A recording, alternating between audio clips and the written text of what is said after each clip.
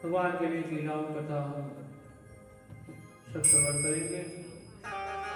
जल्द जल्द कथा स्थल पहुंची और सुंदर कथा का लाभ उठाए। ओम चंद्रमा सूर्याय दक्षो श्रियो वजायत श्रोत्रावायुष्य प्राणस्य मुखारग्नि जायत। आरती कन्हैया तेरी आरती सारा संसार करेगा हाथ जोड़ के। श्यामा तेरी आरती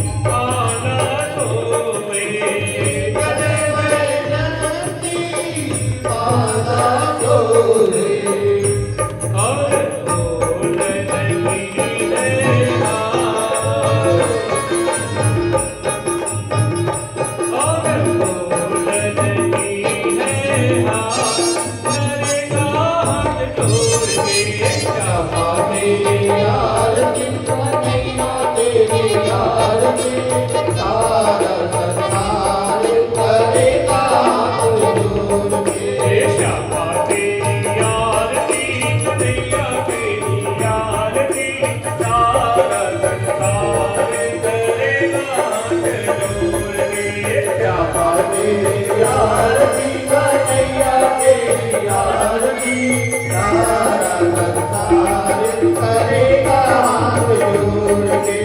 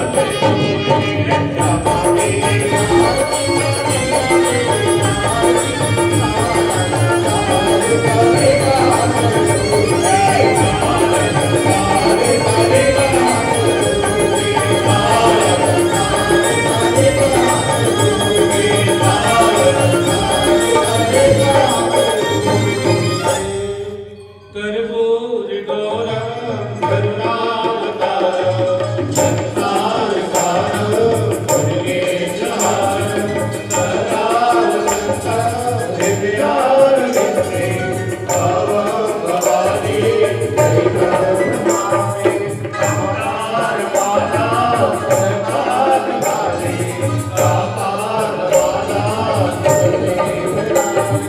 देगा कराए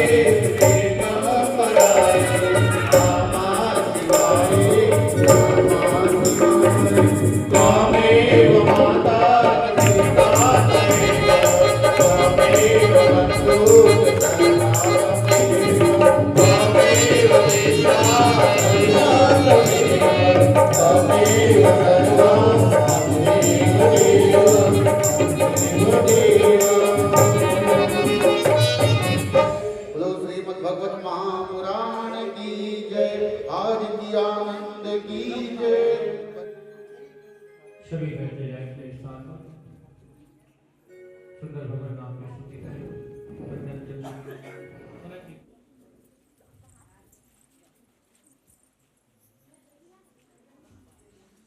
और शाम के समय सुंदर भागवत महापुराण की जरूरत पड़ी।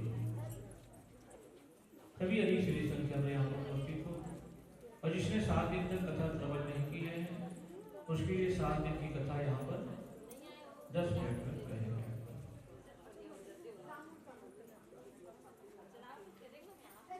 गजाननं भूतिगणासेवितं कपिध्वजं वरुणारभक्षणं उमासुतं शोकविनाशकायकं नमामि विघ्नेश्वरपादपङ्कजम्। हे गणनायक हे गणपितामह हे पालन जगदीश कृपादृष्टि हो मोर पर रखियो निज मन सुखरा। जिसने मेरे हृदय में रहे आपका नाम है पावन ग्रंथ या श्रीमद् भागवत महापुराण। भक्त परे जन शीघ्रते कटे पाप सो बंद। वृंदावन शोभन नहीं कुंज काम शोभा। बंसीवट भुवन नहीं चाहो तो राम का नाम। राधा कृष्ण की भावनी मैं राधा गोदा। जन्म जन्म वही लीजियो श्री वृंदावन मुखं करोति वाचालं पंगुं रहते हृदये। एतद् भागवत पुराणकपिटं श्रीकृष्णानीलाकृतं। धन्य धन्य वागेश को धन्य धन्य वागाम। धन्य धन्य वाजीव को जो ले राम का नाम। राधा कृष्ण की भावनी मैं राधा गोदा। जन्म जन्म वही लीजियो श्री वृंदावन सर्वमंगले मांगल्ये शिवे सर्वार्थ साधिके शरण्ये त्र्यंबके गौरी नारायणी नमस्तुते।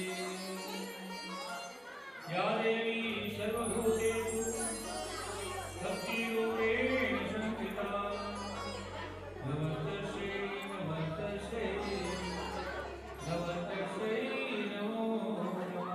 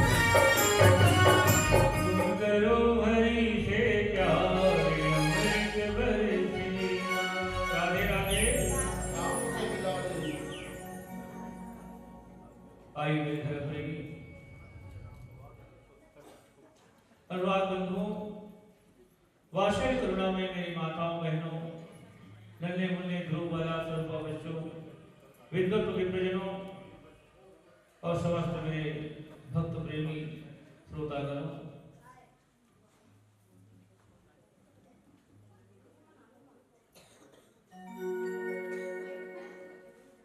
आज ठीक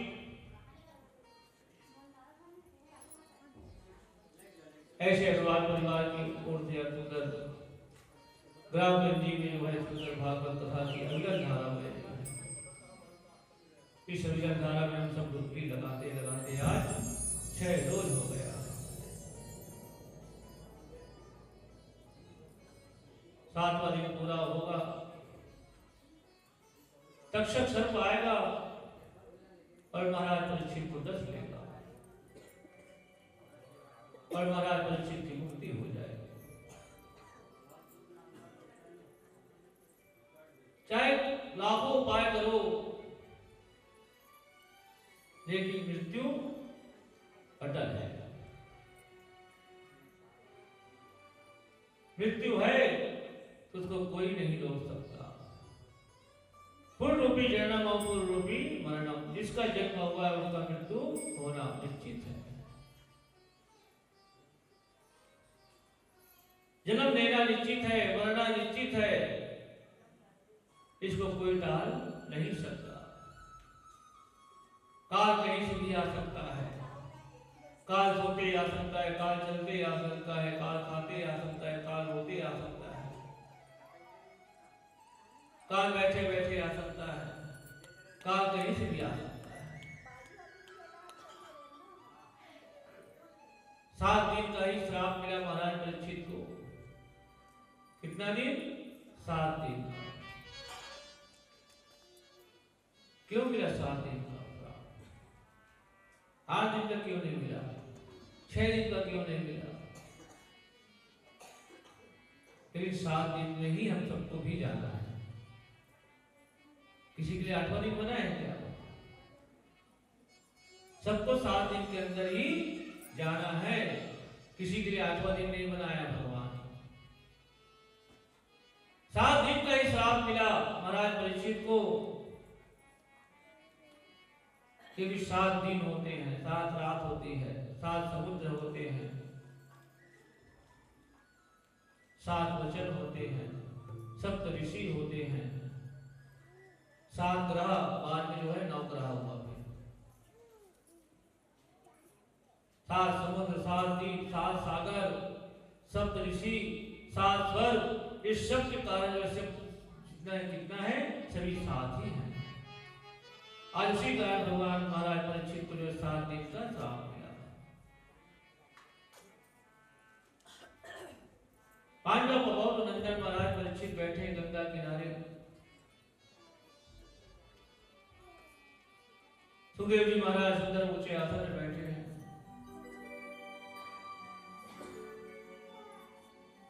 सुखदेव जी महाराज कहने लगे, कहे कि महाराज आज ठीक, आज तुम्हारा जो है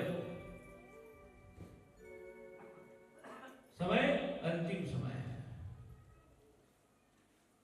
अब मैं भगवान की जो अंतिम गृहस्थ कथा है उनके घर में ले जाता हूं आपको। कल सुंदर वहां हमने भगवान द्वारका जी से रुक्मणी मंगल प्रणय विवाह किया, और जैसे रुक्मणी का विवाह हुआ उसी समय सज्जनों द्वारकाधीश और रुक्मणी पूरे परिवार सहित आज द्वारकापुरी में रहने लगे। शंबरासुर नाम का राक्षस हो गया वहां पर,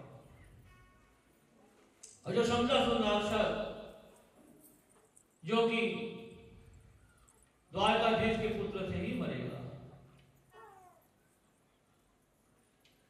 आज शंबरासुर वहां पर विजय की पताका लहराने लग गया, कहे कि आज द्वारकाधीश का कोई पुत्र नहीं है, तो आज मुझे मारने वाला कोई नहीं आ सकता।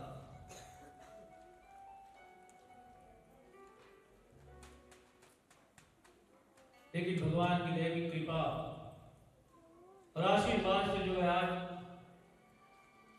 द्वारकाधीश और रुक्मिणी मैया को जो है ये सुंदर पुत्र की प्राप्ति हो गई।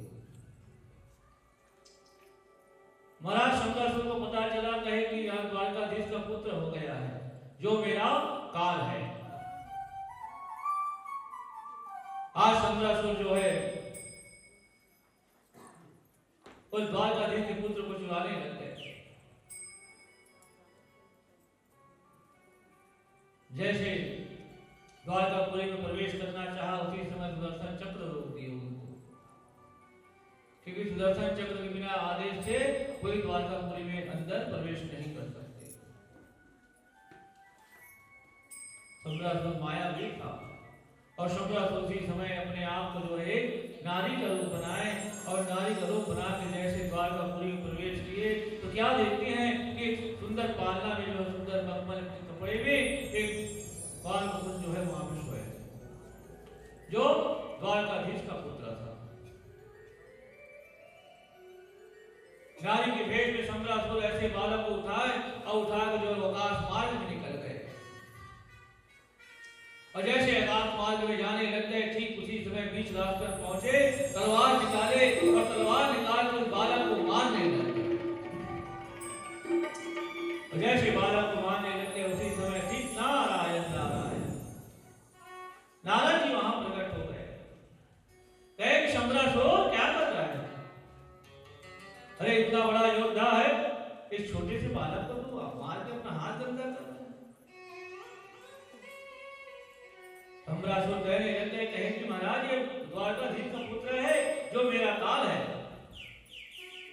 अरे तेरा काल है तो ठीक है, तो इसको तू अपने हाथों से मारने क्या मतलब? अरे नीचे समुद्र है, समुद्र में डाल दे, समुद्र में डाल दे। बड़े बड़े जलचर हैं, मछली है, मगरमच्छ है, सब खा जाएंगे। शंकरासुर कहने लगे, ठीक है महाराज, छोटा सा बच्चा है, 10 दिन का बालक है, इतने बड़े बड़े योद्धाओं को इसको मार के क्या करूंगा? आज 10 दिन के जो बालक थे, भगवान द्वारकाधीश का उसको जो है समुद्र में डाल दिया और समुद्र में जैसे डाला उस बालक को, समुद्र में जैसे पड़ते वहां पर बड़ी भारी एक वेल मछली जो है उस बालक को निकल गया। और जब बालक को निकल गया, शंकरासुर समझने लग गया, कहे कि मेरा काल जो है मर गया, अब मुझे मारने वाला कोई नहीं है। आज शंकरासुर फिर अपने आप को वहां पर योद्धा समझने लग गए, लेकिन काल कहीं से भी आ सकता है। ठीक उसी समय एक मछंदर आया और मछंदर जो है समुद्र में जैसे डाल डाला, वहां पे जाल को फेंका और भगवान का नाम लिया, कहे कि जय भगवान, बड़े वाला फंस जाए। हाँ, मछली मारने के लिए भी भगवान का नाम, जय भगवान, बड़े वाला फंस जाए।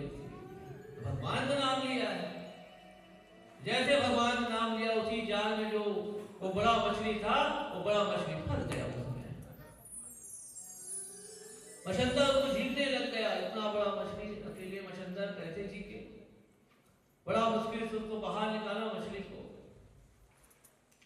और जब बाहर निकाला मछली को देखने लग गए, इतना बड़ा मछली। मछंदर सोचने लग गए, इसको अगर बाजार में ले जाऊंगा तो 2-3 दिन लग जाएगा, बिकेगा ही नहीं, खराब हो जाएगा, तो क्या करूं? तो ऐसे करता हूँ, चलो हमारे नगर में राजा है, उस राजा को भेंट कर देता हूँ, उसके बदले मुझे इनाम दे देंगे।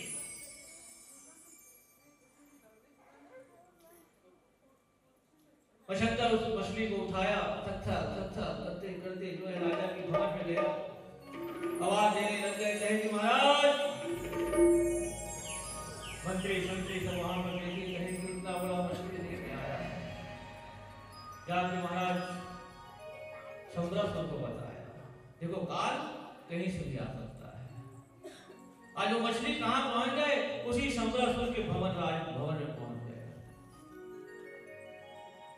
शंकरासुर को बताया लग गया, कहे कि मछंदर एक मछली लेकर आया महाराज, बहुत बड़ा। शंकरासुर कहे, ठीक है रख लो, कल संडे है, मेहमान आ रहे हैं, रख लिया उसको। मंत्री सम्रासुर कहने लगे, कहे करे मंत्री जाओ मछली को ले जाकर जो है रसोईया के पास दे दो। तो आज रसोईया जो मायावती, आज उनके यहाँ रसोईया बनी थी। मायावती को जैसे मछली को दिए, मछली को जैसे देखी मायावती, उनको पूर्व जन्म की बात याद आ गई। क्योंकि मायावती कोई दूसरा नहीं है, मायावती जो है कामदेव की पत्नी रति है। इस समय भगवान भोले बाबा की तपस्या जलाने के लिए कामदेव और रति दोनों जो है नृत्य करने लग गए, लेकिन भोले बाबा नहीं उठे। उसी समय कामदेव जो है पुष्पक बाण जो है भगवान भोले बाबा के हृदय मार दिए, और जैसे हृदय मारे पुष्पक बाण, उसी समय भगवान भोले बाबा की तीसरी नेत्र खुल गई, और उसी तीसरी नेत्र से जो है आज कामदेव जो है जल के राख हो गए। जब कामदेव जल के राख हो गया तो यहाँ भी रति जो है रोने लग गई।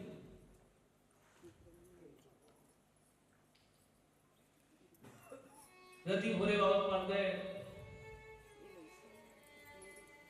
तो रति वहां पर कहने लग गए भोले बाबा से, भोले बाबा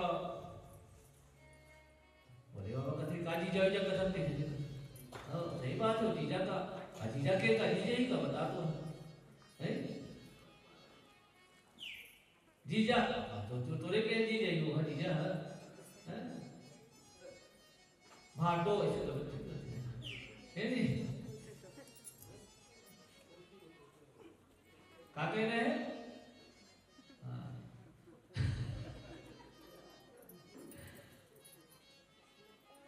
तो भोले बाबा कहने लग गए, कहे कि रति जो जल गया वो तो जल गया, लेकिन एक आशीर्वाद देता हूं, कामदेव जो है छाया के रूप में तुम्हारे साथ रहेंगे। तो वही रति के साथ जो है कामदेव छाया के रूप में, और द्वापर युग जब आएगा तो तुम्हारा पति जो है एक मछली के गर्भ से मिलेगा। आज वही बात रति को याद आई, और इतना बड़ा मछली जब देखी तो विचार करने लगी, इतना बड़ा मछली तो आज तक भवन कभी नहीं आया है, लगता है इसी मछली में मेरे स्वामी होंगे, पति होंगे। रति उसी समय मायावती जो है तलवार लिए, तलवार लेके जैसे काटने लग गए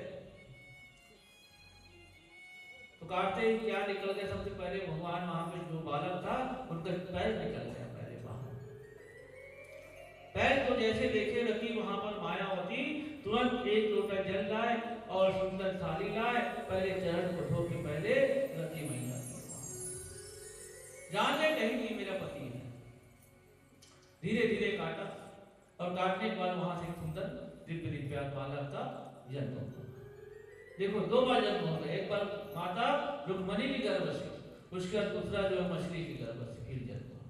ये कोई दूसरा नहीं, ये भगवान द्वारकाधीश का पुत्र प्रद्युम्न कुमार है, जो कामदेव के रूप में है। और ऐसे प्रद्युम्न आज वहां पे जब जन्म हुआ, इधर सब सिपाही, सेनापति, मंत्री, संतरी सब मायावती के पास आ गए, कहे कि मायावती तैयारी कर रहे हो ना संडे की? हाँ हाँ कर रहे हैं। मिर्ची विर्ची है? ऐसे करके पूछते सब, तेल मिर्ची है कि नहीं है?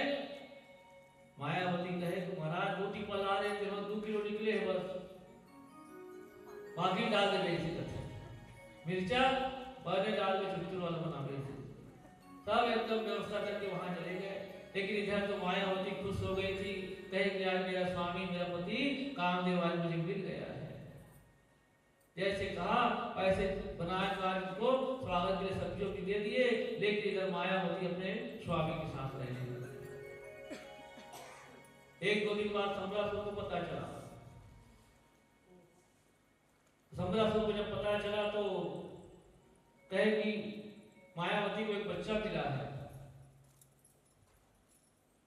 सम्रासुर कहे कि राम को मिला है तो राम को पालन पोषण करेंगे। आज सम्रासुर बात को भूल गई, कहे कि हो सकता है वही बालक होगा। और मायावती उसको धीरे धीरे धीरे जो है आज छोटे से बालक को पालते पालते पालते जो है 12 वर्ष की कर डाले।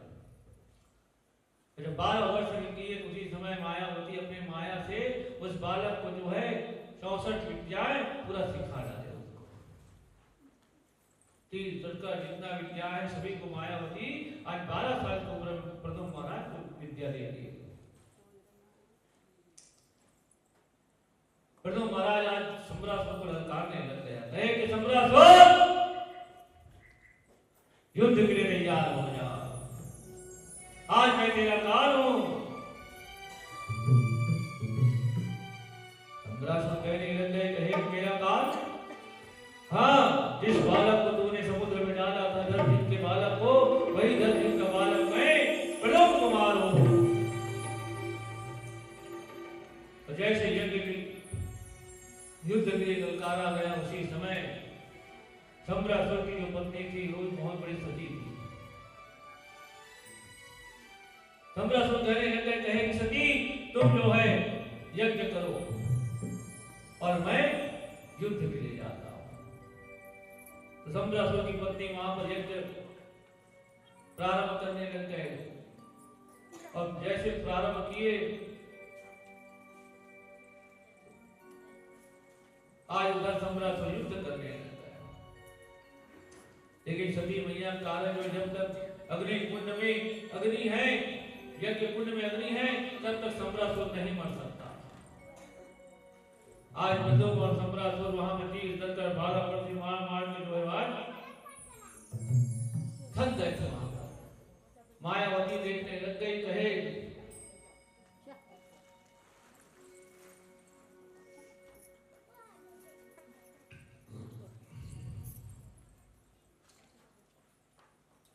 मायावती वहां कहने लगी, आज मेरा प्रदूप थकने लग गया है, क्या किया जाए? उसी समय मायावती अपने आप को जो है सम्रासुर का भेष बना लिया और सम्रासुर का जब भेष बनाए तो वापस जैसे यज्ञ सारा जहां पे उनकी पत्नी यज्ञ कर रही थी उनके पास जाकर देखी, उनकी पत्नी देखने लग गई, कहे कि सम्रासुर जो है यज्ञ युद्ध को जीत कर आ गए हैं। उसी समय आज सम्रासुर जो है जैसे जीत के आया उसी समय उनकी पत्नी जो है जो कलश में जल था उसको जल को जो है अग्नि कुंड में डाल दिया और जैसे अग्नि कुंड में अग्नि बुझा उसी समय प्रथम के हाथों जो है वहां आज सम्रासुर का उद्धार हो गया। आकाश से फूलों की वर्षा हुई, जय जयकार होने लग गए, सुंदरी नगाड़ा बाजने लग गए। बोले प्रथम महाराज की जय। आज प्रथम महाराज जो है ऐसे सम्रासुर का वहां पर उद्धार किए और मायावती रति के साथ प्रथम महाराज दोनों रथ में चढ़ के द्वारकापुरी आने लग गए। और जैसे द्वारकापुरी पहुंचे तो द्वारकापुरी वाले लोग देखने लग गए, कहे कि दूर से जब देखे तो अरे द्वारकाधीश जैसे दिख रहा है, द्वारकाधीश जैसे दिख रहा है तो आगे देखते हैं क्या नजदीक करे ये द्वारकाधीश नहीं है, उसका पुत्र प्रदुम है। रुक्मणी को पता चला कि आज प्रदुम अपने पत्नी के साथ यहाँ पे आ रहे हैं।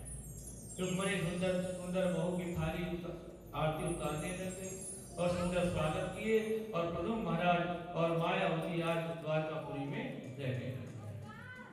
परिवार के साथ फिर वहां पर द्वारकापुरी में रहने लगे। समय हुआ सज्जनों, जैसे सभा में बैठे थे द्वारकाधीश और उसी सभा में अचानक एक उजाला आया, ऐसे उजाला की जैसे सूर्य स्वयं साक्षात सामने आ गया। सभी की आंखें बंद होने लग गई और जब ऐसे राजसभा में जब आया तो सबकी नजर पड़ी, अरे ये तो सत्राजीत यादव है। लेकिन सत्राजीत यादव के पास वहां पर सामंतक मणि था और सामंतक मणि जो सूर्य से मिला हुआ था, जो रोज एक मन सोना देता था। सभी द्वारकापुरी के लोग कहने लगते, कहे कि रे सत्राजीत यादव ये सामंतक मणि तुम्हारे पहनने की नहीं है, ये राजा महाराजा की पहनने की चीज है, इनको राजा को दे दो, द्वारकाधीश को दे दो। सत्यजीत कहने कहते भैया मैं इतना तपस्या किया हूँ सूर्य नारायण का, तब जाके मुझे सामंतक मणि मिला है, और आप कहते इसको दे दो, मैं नहीं देता। आज सत्यजीत डरने लग गए, कहे कि ये सामंतक मणि को द्वारकाधीश न चुरा ले, और ले जाकर अपने पूजे कमरे में ले जाकर चुपचाप रख दिए निकाल के। और अपने पति से कहने लग गए, कहे कि सुनो जी, ये मेरे पास सामंतक मणि है, किसी को मत बताना।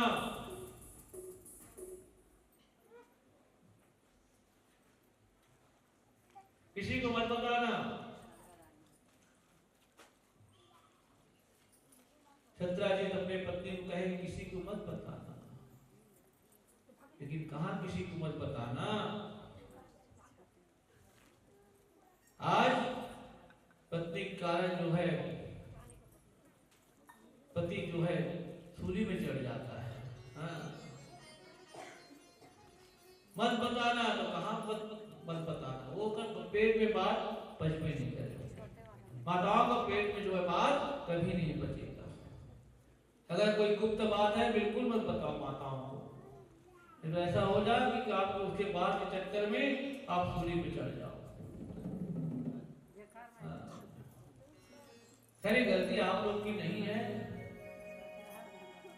जो माता कुंती को श्राप मिला है वही श्राप सबको मिला है। माता कुंती को मिला है श्राप महाराज युधिष्ठिर के द्वारा। जिस समय कर्ण मर गया महाभारत युद्ध में, उस समय कुंती रोने लग गई। तो 5 पांडव जब वापस आए महाभारत युद्ध से, तो युधिष्ठिर महाराज पूछने लगे कुंती मैया से, कहे कि मैया हम 5 भाई तो हैं, आप क्यों रोते हो? तब जाके कुंती ने बताया, कहे कि भाई युधिष्ठिर आज जो योद्धा मरा है। युधिष्ठिर कहे कि मैया तुम कर्ण की बात तो नहीं कर रहे हो? हाँ हाँ कोई कर्ण की बात है, वो तुम्हारा भाई था जो आज मारा गया, वो मेरा पुत्र था। युधिष्ठिर मैया कहे कि मैया यही बात तो आप पहले बता सकते थे, आज हमारा एक भाई चला गया, ये बात अगर पहले बताते तो आज हमारा भाई कर्ण जिंदा रहता। इतनी बड़ी बात अपने पेट में छुपा के रखी मैया, आज ये युधिष्ठिर का श्राप मिलता है कि आज के बाद वो माता में लोग कभी कोई बात को छुपा के नहीं रख सकते। ये कुंती मैया को श्राप मिल गया था, आज वही श्राप पूरे माताओं बहनों को सब लग गया है। सत्यजीत को कह दिए कहे किसी को बताना मत, लेकिन उसकी पत्नी जो है सत्यजीत का जो भाई था प्रसेन, वो प्रसेन को बता दी, कहे कि प्रसेन तुम्हारे भैया के पास ना एक सामंतक मणि है।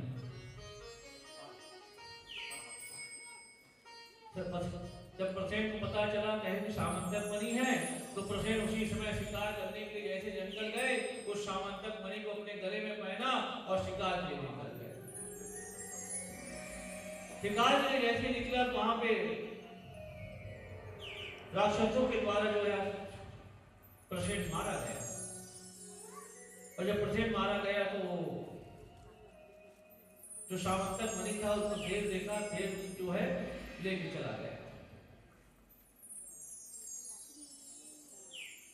सामने शेर और जामवंत रीछराज भालू का जो मुलाकात हो गई, और रीछराज भालू और शेर में दोनों जो है युद्ध होने लग गए, और रीछराज भालू जो है आज सामंतक मणि को लेकर ऊपर चला गया, शेर मर गया,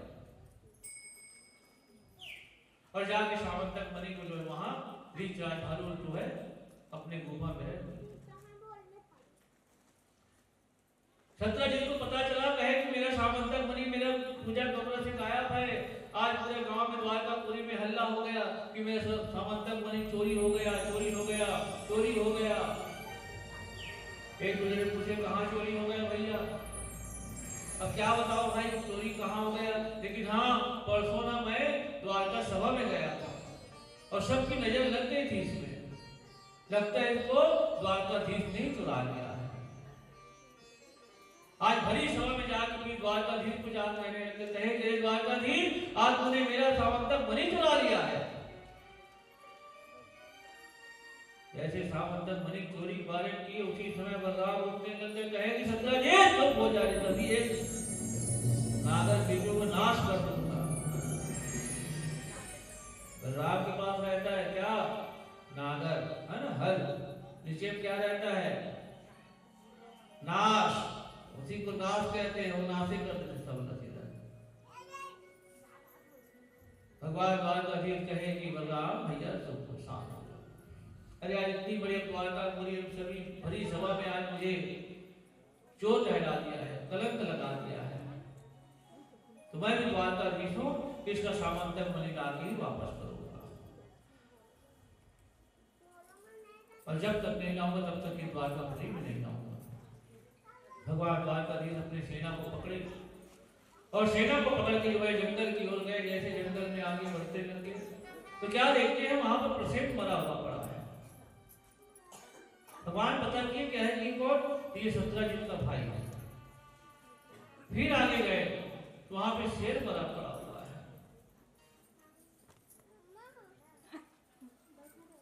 शेर मरे पड़े जाने के बाद वहां रास्ता क्या दिखा? रीछराज भालू के पैर देखे। आज भालू रीछराज भालू के पैर को देखते देखते कहां पहुंच गए? रीछराज भालू की गुफा। अपने सभी सैनिकों को कहने लग गए, कहे सैनिक, मैं अगर 17 दिन तक वापस नहीं आऊं तो तुम समझ जाना कि द्वारकाधीश नहीं है, और इस गुफा को बंद कर देना और चले जाना। और लगता है सामंतक मणि अंदर है, मैं उसे लेके आ रहा।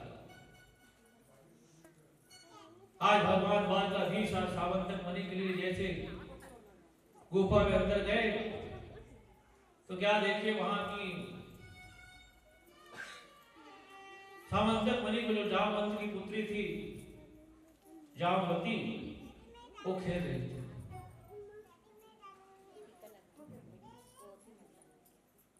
द्वारकाधीश देखे, कहे कि देखो इतना बड़ा सामंतक मणि है, जिस मणि के नाम से मुझे चोर का कलंक लगा है, तो इसी बात समझ के खेल रही है। इसी को बोलते हैं बंदर क्या जाने। अरे सामंतक मणि है, उसको बंदरिया जो है जामवंती जो है बात समझ के खेल रही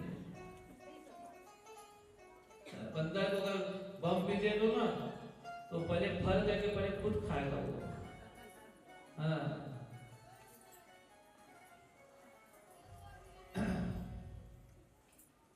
जैसे जामवंती की नजर पड़ गई, कहां द्वारकाधीश के ऊपर आवाज देने लग गए, पिताजी। जामवती की आवाज सुनकर जो है वहां पर रीछराज भालू आ गए। क्या हो गया पुत्री? अरे देखो हमारे गुफा में कोई पुरुष आया है।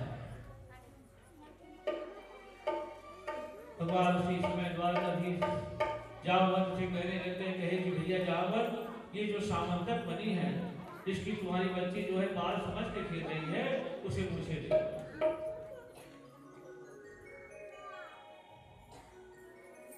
जामवंत कहने लगते हैं, अरे मेरे कन्या के सुंदर खिलौना है, इसको कैसे तुम्हें दे दूं? द्वारकाधीश कहे कि अरे भैया इसके बदले तुमको और जो कुछ लावा लेना है वो मैं दे दूंगा, लेकिन इस सामंतक मणि मुझे दे दे। इसके बदले मुझे कलंक लगा हुआ है, चोरी का कलंक लगा है। जामवंत कहने लगे, नहीं महाराज, आज मैं इतना शेर से इतना युद्ध किया हूँ, तब जाके सामंतक मणि मिला है, और तुमको चाहिए तो तुम भी मुझसे युद्ध कर लो। तुम जीतोगे तो सामंतक मणि ले जाओगे, हारोगे तो मैं। द्वारकाधीश कहने लगे, सामंतक मणि कलंक को दूर करने के लिए आज तुमसे लड़ाई करना ही पड़ेगा।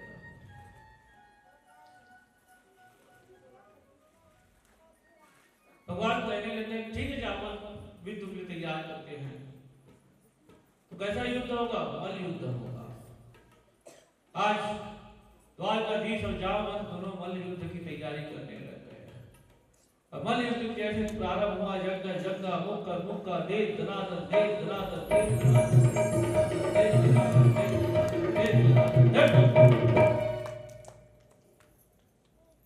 जामवंत में जब मुक्का भगवान को पड़ता था तो भगवान का शरीर जो है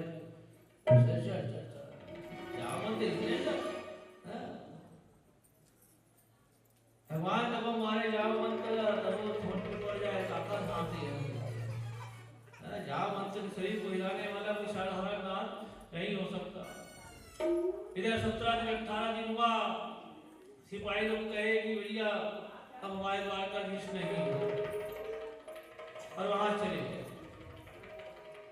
आज जामवंत और भगवान को लड़ते लड़ते जो है 26 दिन हो गए। दोनों शरीर एकदम टूटने लग गया था।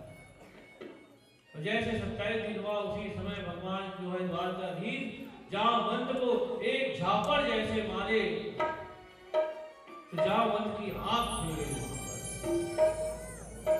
और आंख खुलते ही हाथ जोड़ के खड़े हो गए वहां पर। कहे कि आप वही बनवासी राम तो नहीं है। भगवान द्वारकाधीश के पता चली कल बना भर माए तो नहीं जाने। भगवान कहे कि हाँ हाँ मैं वही बनवासी राम हूं। जामवंत कहे कि महाराज कतिक मारे बोला मुटकच मुटका मारे भगवान थोड़ा माफ कर दे। भगवान कहे कि एक तो आशीर्वाद दिया था याद है त्रेता युग में, वो आशीर्वाद को पूरा करने के लिए मैं मार खान होता।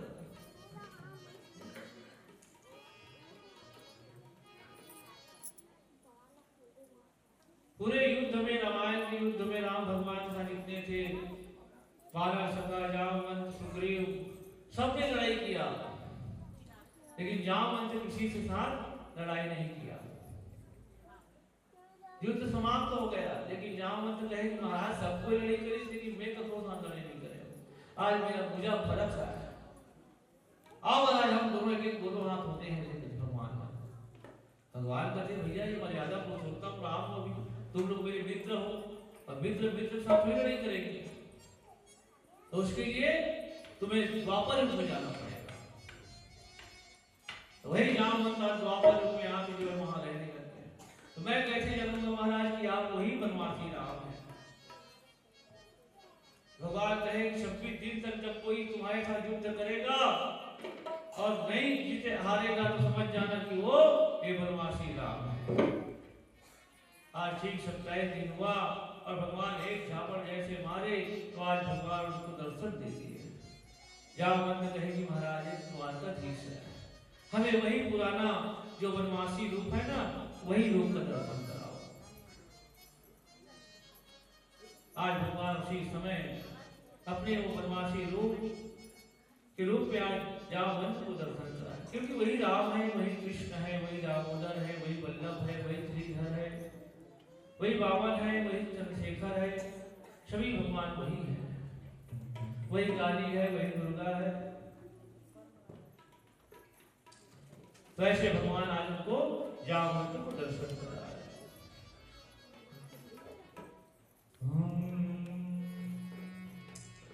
कभी राम बने थे, कभी श्याम बन्या, कभी राम बने कभी श्याम बने,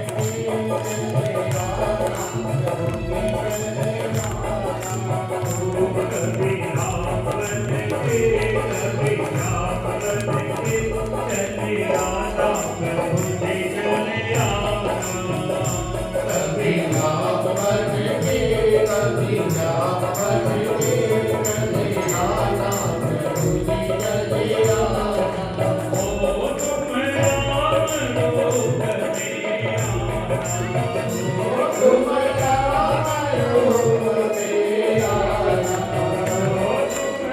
राम रूप में आना, तुम राम रूप में आना।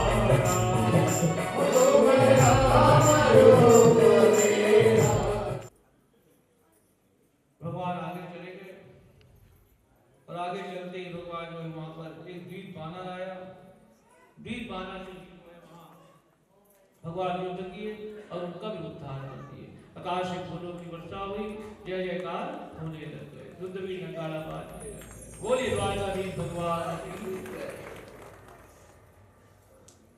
समय हुआ सज्जनों, भगवान बैठे थे, और आज भगवान के पास जो है एक दूत आ गया, और दूत आके कहने लग गए, कहे कि महाराज द्वारकाधीश आपको जो है युधिष्ठिर महाराज ने याद किया है। भगवान द्वारकाधीश कहने लगे ठीक है, समय होगा हम पहुंच जाएंगे। समय हुआ सज्जनों, और समय होते ही आज द्वारकाधीश कहाँ पहुंच गए? हस्तिनापुर पहुंच गए, जहां 5 पांडव कौरव रहते थे।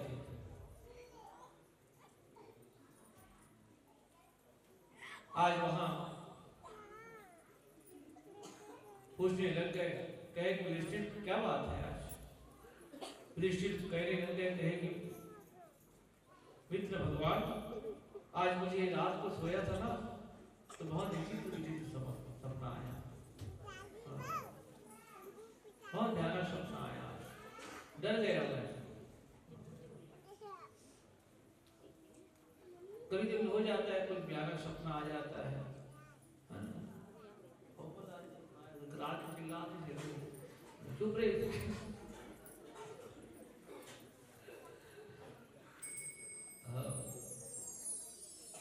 क्या कभी कभी मन में जैसे रात को कोई शाम को कोई बातचीत हो रहती है, वही बातचीत जो है मन में आ जाता है। कभी कभी हाथ जो है सीना में आ जाता है, तो डर वाला जो है सपना आ जाता है, क्लियर करना कर दिया। तो वहां पर महाराज युधिष्ठिर को भी वैसे सब, क्योंकि सब महाभारत युद्ध में सब बड़े बड़े सब दादा परदादा सब मरे थे, उनका एवलिक क्रिया नहीं हुआ था, तो सब भूत बड़े चटिया मटिया सब बन के भटक रहे थे। ऐसे विचित्र सपना है उनको। वही बात को द्वारकाधीश को बताया, द्वारकाधीश कहने लग गए ठीक है, इसके लिए कुछ यज्ञ करेंगे।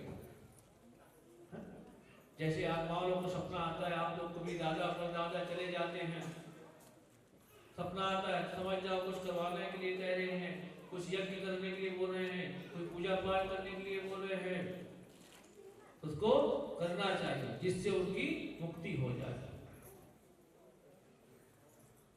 तो भगवान द्वारकाधीश कहने लगते हैं, कहे कि इसके लिए तुम्हें यज्ञ करना पड़ेगा, तब जाकर उस आत्माओं की जो है मुक्ति होगी। तो ऋषि महाराज कहने लगे, क्या कौन सी यज्ञ करे महाराज? भगवान कहने लगे, उसके लिए रासु यज्ञ करना पड़ेगा। ये क्या होता है? रासु यज्ञ अर्थात सभी देशों के राजाओं को हमको जीत के लाना है, और सभी राजा को जीत के लाएंगे, वहां से धन इकट्ठा होगा, उसी धन से हम यज्ञ करेंगे, और यज्ञ करके जो है आज जो हमारे पितृ हैं, ऐसे पितरों को जो है हम आज मुक्त कर देंगे। भगवान ऐसे यज्ञ द्वारे बताए, और जाके जो सुंदर वहां बैठने लगते। सभी 5 पांडवों को बुलाए, कहे कि जाओ अर्जुन नकुल, तुम जाओ दक्षिण में जाओ, तुम उत्तर में जाओ, तुम पश्चिम में जाओ, सबको अपने अपने राज्य में भेज दिए जाओ। जितने राजा है सभी राजा को जीत कर आना, सभी तरफ राजा को जीत के लेके आ गए 5 पांडव। अर्जुन भीम कहने लगे, युधिष्ठिर कहने लगे, कहे कि महाराज सब तो हो गया, लेकिन एक राजा है जिसको हम नहीं जीत पाए। भगवान कहे कौन है? तो मगध देश का राजा है महाराज, जिसका नाम जरासंध है, और जरासंध को हम नहीं जीत पाए। भगवान कहे वो भगे हो, तो उससे मैं भी नहीं जीत सकता जरासंध। भगवान कहे जरासंध है वो ऐसे जीता नहीं जा सकता, उसके लिए हमें छल करना पड़ेगा, और छल से ही जरासंध को जीता जा सकता है, सामने से हम नहीं जीत सकते।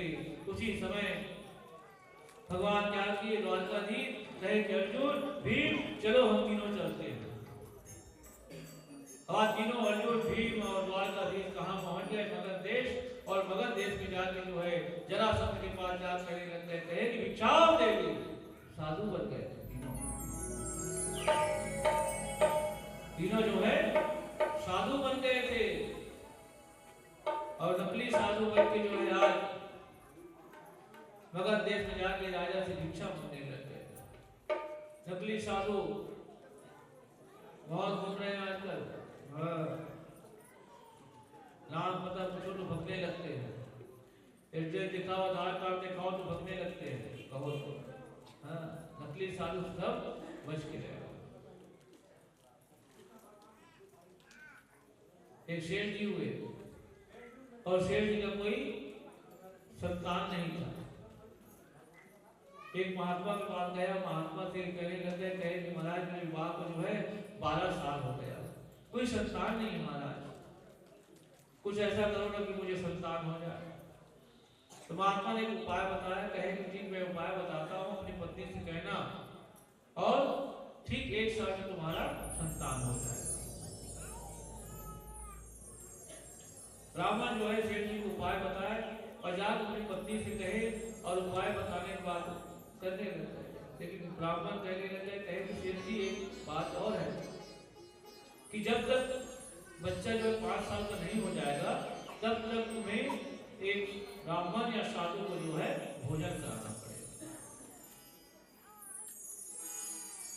शेर जी कहे ठीक है। समय हुआ, ब्राह्मण के आशीर्वाद से उस सेठानी में बच्चा हो गया।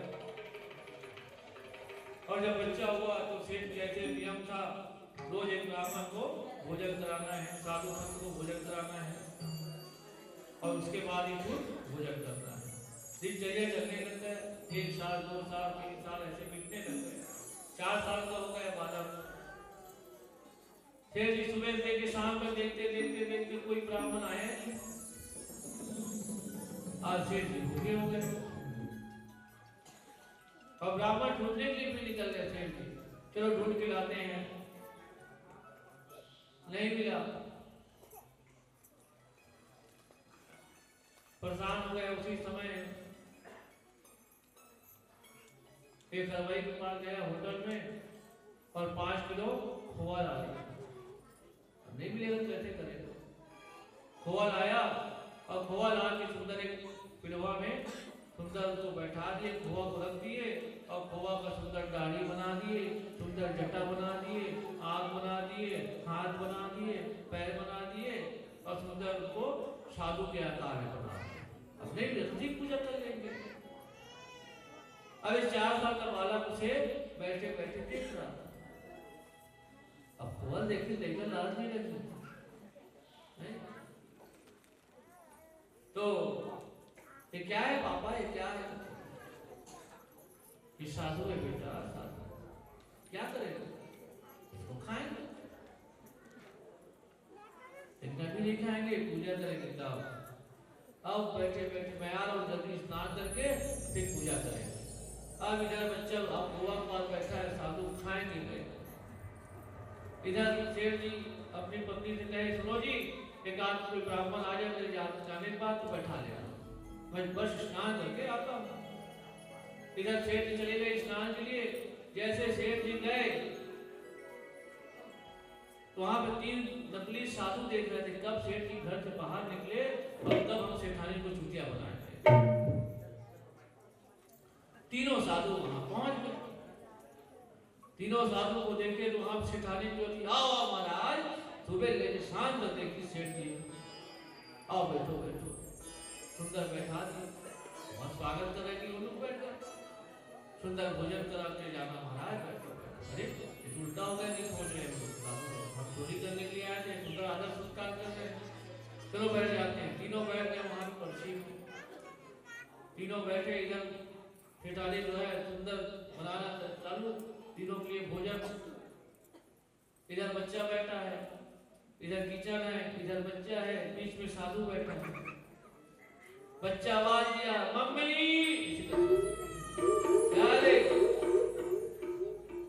साधु को खाऊं क्या? ऐसे करते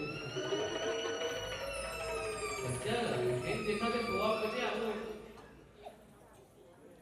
कुछ नहीं बोली मम्मी। साधु खाऊं क्या मम्मी? ऐसे करते। फिर दिन आवाज आई, रुक जाना 10 मिनट। डैडी को आने, फिर तीनों को मिल के खाएंगे कहा। पापा गाली दे, फिर तीनों को मिल के खाएंगे, साधु को खाएंगे। दोनों बात सुनत रहा, केवल तीनों को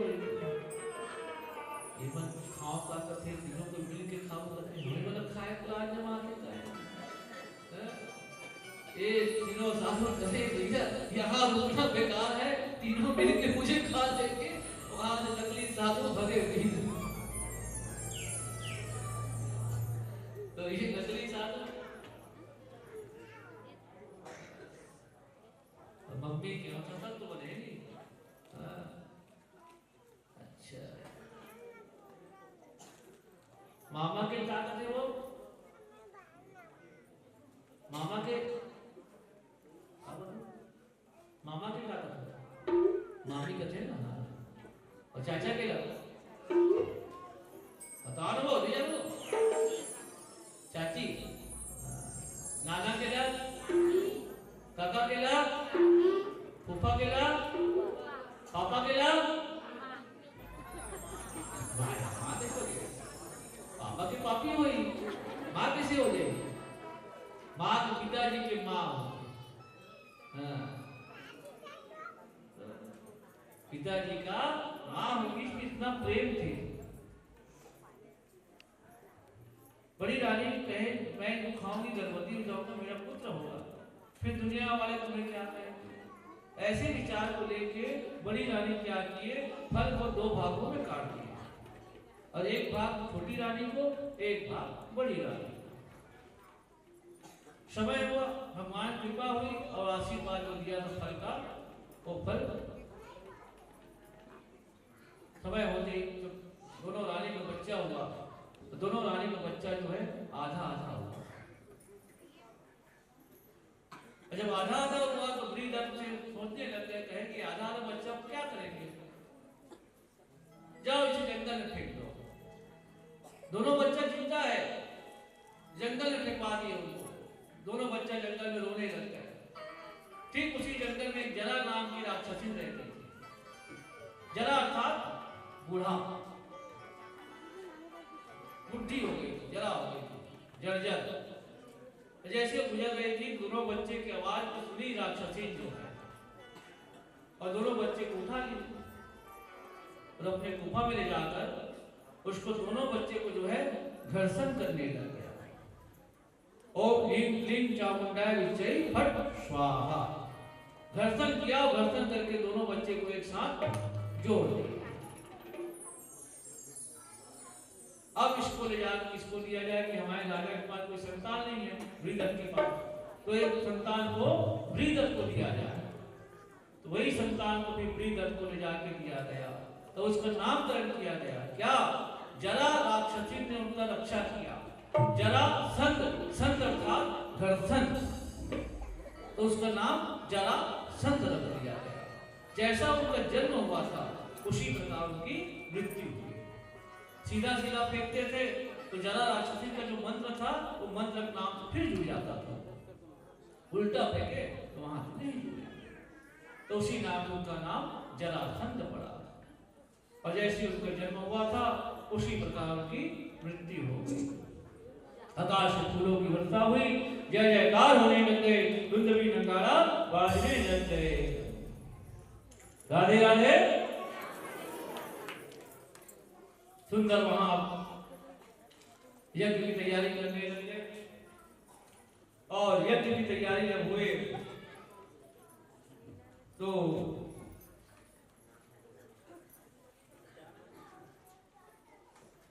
सबको वहां पे काम बांटा गया, और सबको जब काम बांटे गए वहां पे जो है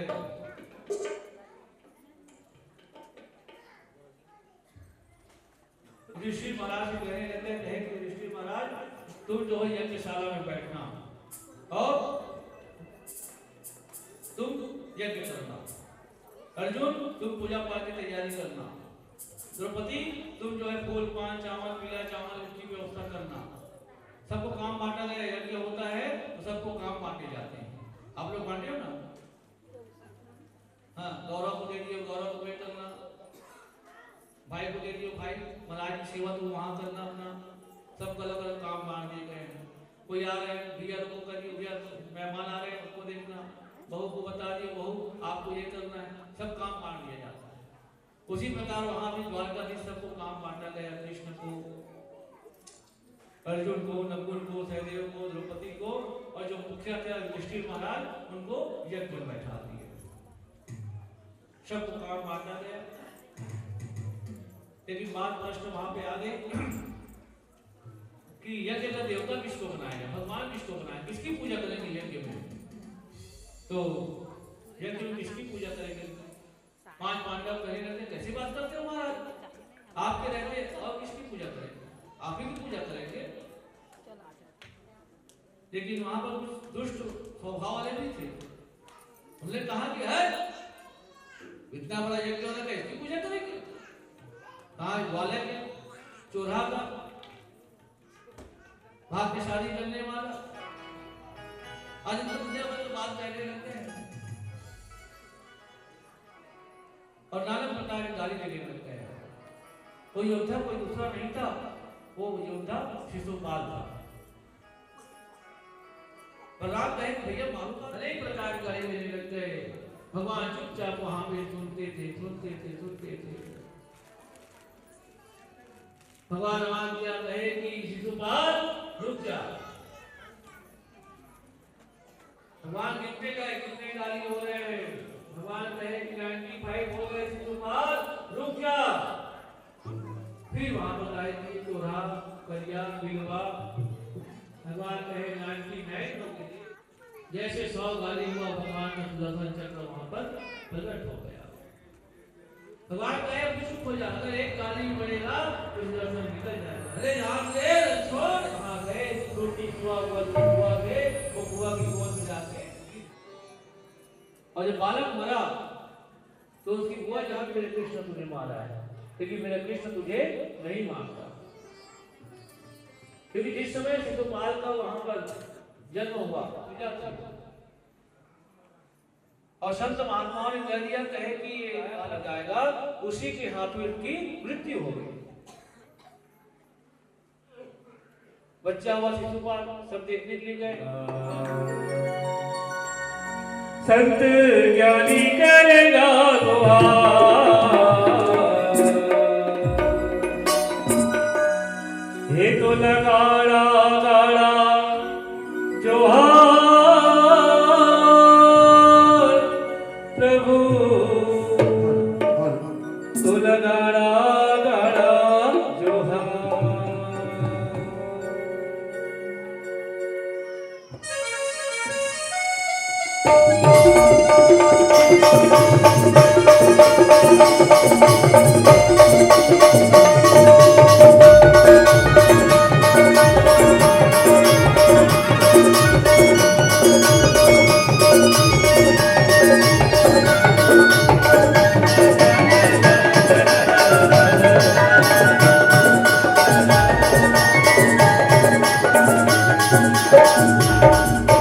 दुनिया के देवता तबला सिखाते, दुनिया के देवता तबला सिखाते, गानी करेगा गुहार, ये तो लगाड़ा गाड़ा जोहार प्रभु, तो लगाड़ा गाड़ा जोहार, तो लगाड़ा गाड़ा जोहार प्रभु, तो लगाड़ा गाड़ा जोहार। दुनिया के देवता तबला सिखाते, दुनिया के देवता तबला सिखाते, सबसे जानी करेगा गुहार, ये तो लगाड़ा गाड़ा जोहार प्रभु, तो लगाड़ा गाड़ा जोहार, तो लगाड़ा गाड़ा जोहार प्रभु, तो लगाड़ा गाड़ा जोहार।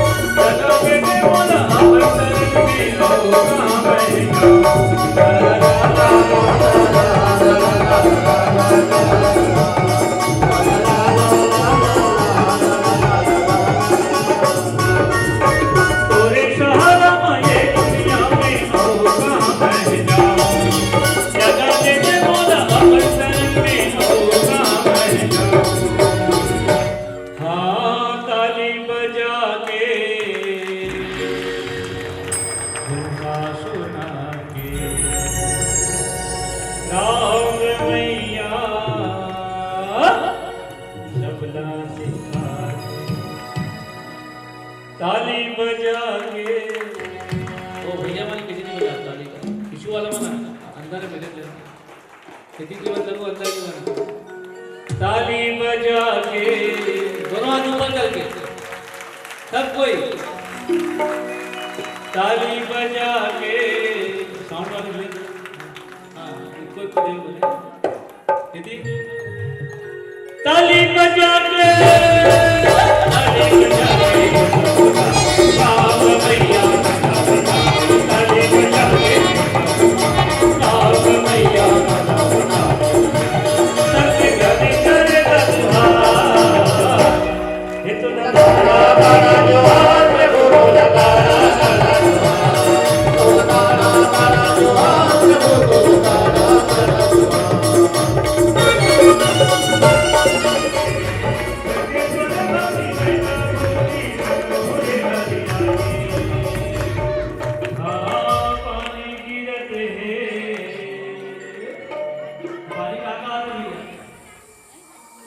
पानी बरसते हैं पानी की क्या बात है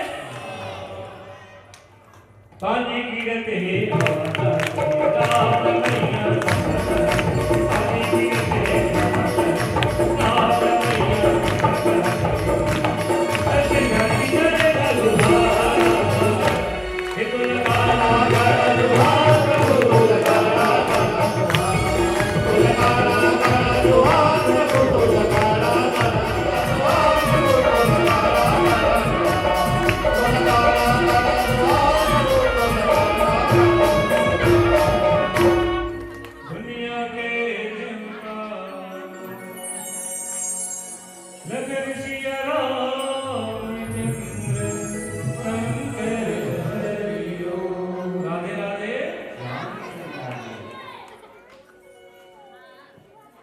सुंदर वहां इंद्र को सुधा के भगवान को द्वारकापुरी में सुंदर मां रुक्मणी के साथ बैठे हुए थे और मनी मन विचार करने लगते याद करने लगते मित्र जिनका नाम था सुदामा तैयारी करके रखना 15 मिनट बाद